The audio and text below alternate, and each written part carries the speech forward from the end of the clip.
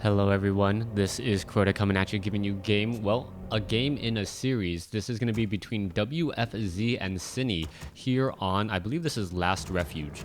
We see WFZ spawning here as the red undead on the bottom left hand side of the map. Meanwhile, we have Sini spawning as the orange Night Elf over here on the top right. Now, Undead versus Night Elf, a matchup that's really become more common as of late. Now, for those of you guys wishing me well, yes, I do feel much better. A long 4 days rest to try and recover my throat and be all right in the head has made me feel, or made my casting perhaps a bit better, as we're looking now at an Ancient of War creep coming down here.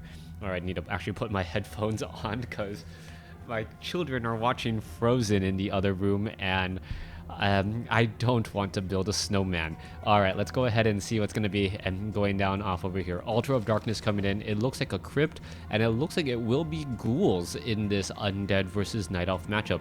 Very, very common, as the Undead player may even opt to go for Unholy Aura first. It looks like the ghoul is going to be doing a bit of scouting, and this is one of the builds that WFZ knows to the letter. He knows when exactly how much lumber that ghoul really needs to harvest for him. And now he's gonna head on his merry way, perhaps summon one more ziggurat, and he isn't forced to train up an additional acolyte. That is one of the big reasons why this ghoul can scout, or why you would want that ghoul to even scout to begin with. Meanwhile, we see a wisp on the other side of the map now making its rounds off over here. You can see that the ghouls are being trained. The wisp, keeping track of things, notices that there is not a graveyard, and that's gonna be the big telltale sign of what is to come. Now, ensnare onto the archer here, and the wisp is unable to start repairing because it's been ensnared as well. That's going to put a little bit more pressure, and we'll see how Sini is going to be responding to it. Demon Hunter now making its rounds, as this ghoul is just trying to be as annoying as possible, doing a good job with that, walking around off over here. Demon Hunter gonna finish off this creep camp pretty quickly. There it goes. Gloves of Haste has been dropped. Meanwhile, Unholy Aura has been opted by the Death Knight. Now we'll see whether or not there was perhaps a skeletal minion duo that will be popping up here at any second. No, I don't see any corpses along the ground, which is normally happening, as the ghoul normally hits a critter sometime somewhere. All right, Death Knight is extremely fast at this point and gonna be using those those corpses against his opponent, against him. Now you can see that the Death Knight really putting the pressure and now trying to pull back here. Not much is going to get done, and I don't believe WFZ is going to have that many opportunities to really put pressure on the Demon Hunter. With that said, though, the Demon Hunter isn't doing that much creeping either, so even though damage is not doesn't appear to be done by that Death Knight, he is buying time for his tech to tier 2. All right, let's take a look at this. We are teching the tier 2. There are a large number of ghouls now ready to make a little bit of a play, and that Death Knight, all he really wants is a little bit of that faster regeneration and a little bit of faster movement speed, as we're going to be looking at an army of ghouls finishing up this creep camp here in a matter of seconds. All right, skeletal minion down over here. Gloves of Haste has been dropped. Meanwhile, the Death Knight off to the north, still getting pelted with arrows, but doesn't care about it. We'll handle that all game long, as the Demon Hunter should now be picking up what I believe to be Boots of Speed. All right, let's take a look at this. Demon Hunter now trying to head over to the shop. At least he now will be able to catch up with that very speedy Death Knight, as the Death Knight now looks to return. No, not going to return. Oh, we may see a little bit of a surround here. This could be very bad news for that Demon Hunter. The Demon Hunter able to slip through, as the ghouls now looking what to do next. Death Knight wants to pick up that Gloves of Haste. He does not want to give that very nice item to the Demon Hunter, as the Demon Hunter will then slice and dice his way through all of those ghouls there. Now, nice quick mana burn. Demon Hunter looking to finish off this High Troll Shadow Priest and pick up another item. That's going to be the big important thing there. And now being able to pull back, is he going to drop a Sentry Ward? That is the question, to keep track of where exactly the Death Knight is and when that army is moving out. All right, Demon Hunter now still wandering around back over here, going to decide to back off, and still sitting at level 2. Is going to be in a very good spot here, as the Demon Hunter, oh my goodness, is going to get surrounded. No, it is not. Ever so barely going to be able to squeeze through once more. High armor, as the Demon Hunter with that evasion and all of that armor. Oh, quick ensnare, and this is going to be a very bad news for that archer there. Archer going to quickly get taken down. No, what's going to happen here? A shadow meld, but the archer should be revealed. Not sure what's going on there, as the archer now no longer revealed. Archer is still bolting arrows at that Death Knight. Death Knight is in a little bit of trouble, but now picks up a Naga Sea Witch instead, as we are looking at the army perhaps switching in terms of balance. The Naga Sea Witch, a very, very fast tier 2 hero meant for pushing a Night Elf base at this point, but it doesn't look like he's really in position. The Naga Sea Witch doesn't have any boots of speed. It's not going to be able to get there. The Naga Sea Witch, one of the slowest heroes in the game. And then on top of that, let's take a look at this. The Death Knight now looking to finish off this archer here. It looks like that archer will end up getting taken down. Oh, the second Naga Sea Witch as well. Interesting turn of events, as the Death Knight now trying to perhaps save this Naga Sea Witch. And now we're going to be doing a little bit of a turnaround once more. All right, archers getting purposely in the way. The Death Knight going to be able to get some easy shots off onto that archer there. The Death Knight now down to 55 hit points. Naga Sea Witch has fallen at level 1. This Death Knight, perhaps expecting that a Demon Hunter is going to be coming in from the bottom lane, has to be extremely careful, as the Death Knight very, very low. All right. Ghoul is now currently chasing after... No, Ghoul is not chasing the Demon Hunter. Demon Hunter now heading back over to the top right. Skeletal Minion's going to give a little bit more experience to that Naga Sea Witch. She is finally on the board with 6. Not much to worry about here, as we do have a Slaughterhouse now coming into play. Crypt Fiends being added. Let's take a look. Naga Sea Witch is about to pop on out here in just a moment, and that Death Knight really needs to heal up. Going to be staying on the Blight for quite some time. Doesn't want to risk venturing forth, getting cold arrowed and mana burn.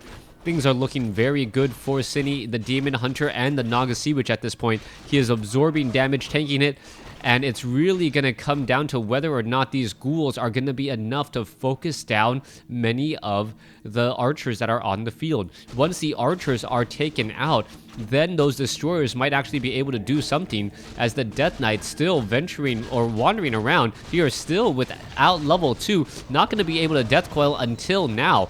Let's take a look. Is he going to Death Coil, perhaps try and save a low hit point ghoul? Not doing that at all. Instead, just focusing on the creep. Picking up a Potion of Greater Healing, a very nice item for a low hit point Death Knight. Selling the Dust of Appearance, which doesn't make that much sense to me, since archers were able to save themselves earlier with the help of that Shadow Meld.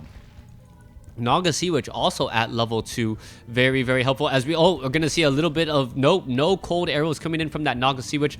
The Gloves of Haste, a very nice item on that Naga Sea Witch, though, making sure that she can constantly launch those cold arrows and get that Demon Hunter into a bit of trouble. All right, Demon Hunter in a little bit of trouble, taking constant arrows, now being forced to pull back once more, as we are looking at more heroes trying to join in on this fight.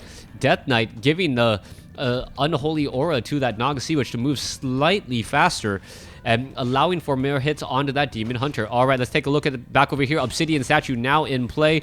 Healing, it has turned around, and with that Death Knight should be able to transition into this mid game very, very nicely.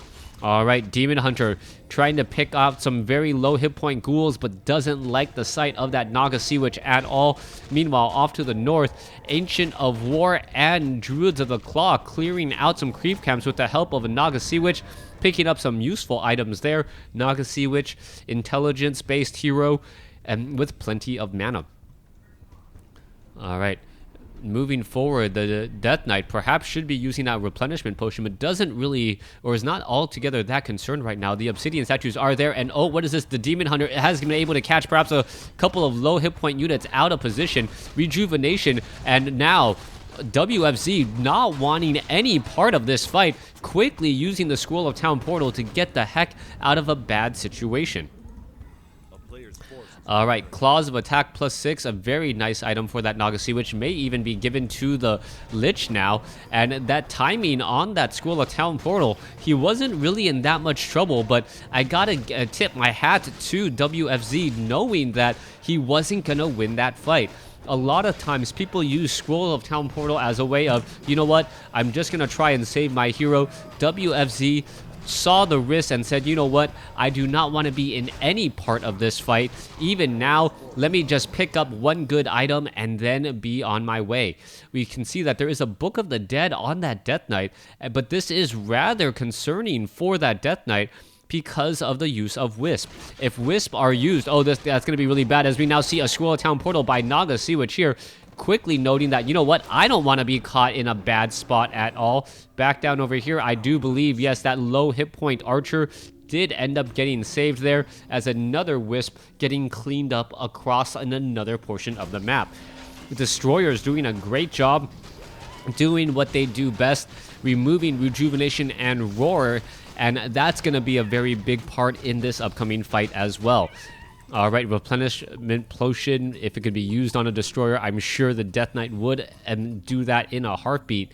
Meanwhile, Sini is doing a great job just trying to creep out every which portion of the map. However, a Shade is going to catch sight of this, so we are going to have another Creepjack.